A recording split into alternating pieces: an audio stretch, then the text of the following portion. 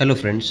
तो मैं स्वागत है आपका एक नई वीडियो में। और इस वीडियो में हम बात करेंगे जो सबसे ज़्यादा इम्पोर्टेंट टॉपिक है सीआई का।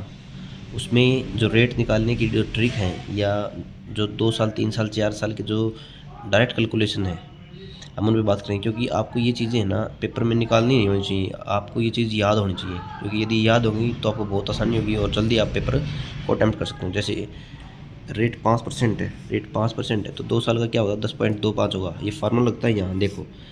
2 साल के लिए फार्मूला होता है x plus y plus x y by 100।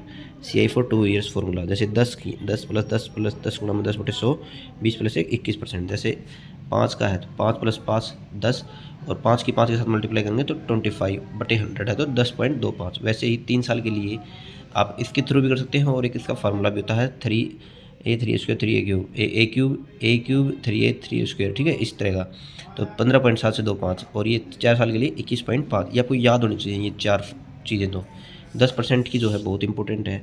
10% की में 10% 1 साल का, कंपाउंडेड 2 साल का 21, 10 + 10 प्लस 10 × 10/100 21, 33.1 3 साल का, और 46.4 4 साल का। ये बहुत इंपॉर्टेंट है। कई बार देते हैं कि 46.41 मतलब कि 46 दे दिया, या 46 4,641 मतलब आगे 00 कर दी। उस तरह ये चीज़ें आपको देखी होनी चाहिए।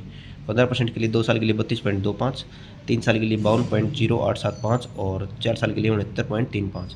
20% की 2 साल के लिए 44%, 3 साल के लिए 72.8, और 4 साल की 107.36। तो ये फार्मूला 2 साल के लगता है। और आप इन चीज़ों को यदि याद कर सकते हो तो याद कर लो भाई। क्योंकि पेपर में आपके पास इतना टाइम नहीं होता कि आप इनको निकाल रहे हो। क्योंकि इन बेसिक यदि कैलकुलेशन की आपकी चीज़ें आती हैं पेपर में एग्जाम में, तो ये चीज़ों को याद होना चाहिए। तो thank you very much. Like share subscribe. Thank you.